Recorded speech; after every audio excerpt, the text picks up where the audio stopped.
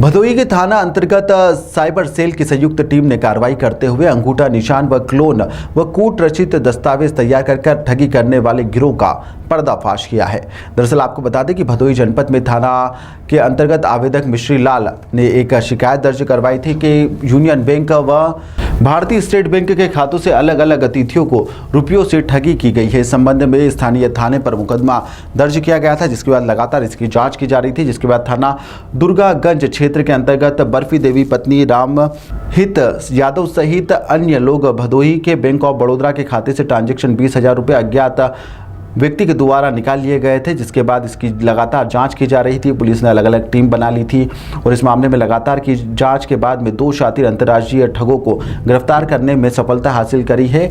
इनके कब्जे से ठगों के कब्जे से निशानदेही पर अंगूठे के क्लोन और आधार नंबर के साथ ही बैंक की पर्ची और फिंगरप्रिंट और अन्य उपकरण जब्त किए गए हैं। भदोही में आज साइबर क्राइम टीम ने और थाना भदोही की टीम ने एक उल्लेखनीय कार्य किया है। इसमें एक ऐसे गैंग का पर्दाफाश किया है जो लोगों के नकली थंब इम्प्रेशन फिंगरप्रिंट बनाकर क्लोन बना करके उनके खातों से पैसा अपने खातों में ट्रांसफ़र कर रहे थे। इसके संबंध में थाना भदोही में 2 मुकदमे और थाना दुर्गागंज पे 1 मुकदमा पूर्व से पंजीकृत था, जिसका साइबर क्राइम ने इस पर वर्क किया। वर्क करने के बाद इसमें एक गैंग का वर्कआउट किया जिसमें ऋषिराज सिंह और रोहित कुमार और 2 और इनके साथी शुभम सिंह और शुभम द्विवेदी, इनमें 2 लोगों की गिरफ्तारी अभी हुई है, ऋषिराज सिंह और रोहित कुमार की। ये लोग ऐसे तरीके से करते थे कि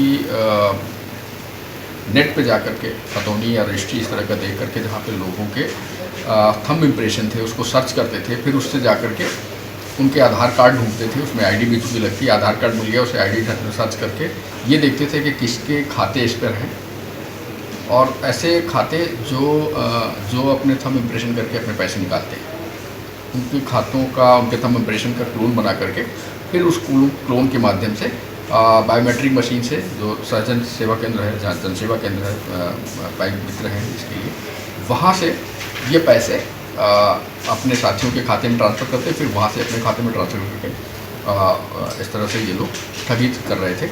इसमें ये गिरफ्तार हुए। इनके पास से लैपटॉप, प्रिंटर, बायोमेट्रिक मशीन, अन्य डिजिटल उपकरण बरामद हुए हैं, जिसके माध्यम से क्लोन फिंगरप्रिंट का क्लोन तैयार कर रहे थे। और उसके इनके पास से जो क्लोन बरामद हुए हैं वो करीब 194 फिंगरप्रिंट क्लोन बनाए हैं, वो बरामद हुए हैं, जिसका थंब इम्प्रेशन उसका नाम भी लिख रखा था, क्योंकि इतनी ज़्यादा संख्या में इसका कब कहाँ उपयोग करना है।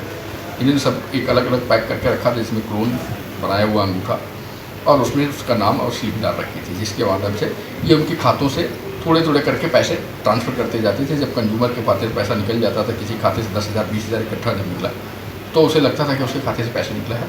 उसके संबंध में मुकदमे पंजीकृत हुए थे, जिस पर वर्क करके इस टीम का वर्कआउट किया गया, अनावरण किया गया, जिसमें 2 मुलजिम अभी भी शेष हैं, शुभम सिंह और शुभम द्विवेदी। इनकी शीघ्र गिरफ्तारी की जाएगी और अभियुक्तों के खिलाफ गैंगस्टर एक्ट की कार्रवाई की जाएगी, ताकि आगे जनता के जो कमज़ोर वर्ग के लोग हैं, जिनके इस तरह से जनधन में खाते हैं, उनके पैसों का इस तरह से ये लोग ठगी करते हैं। उनका आपराधिक इतिहास क्या है?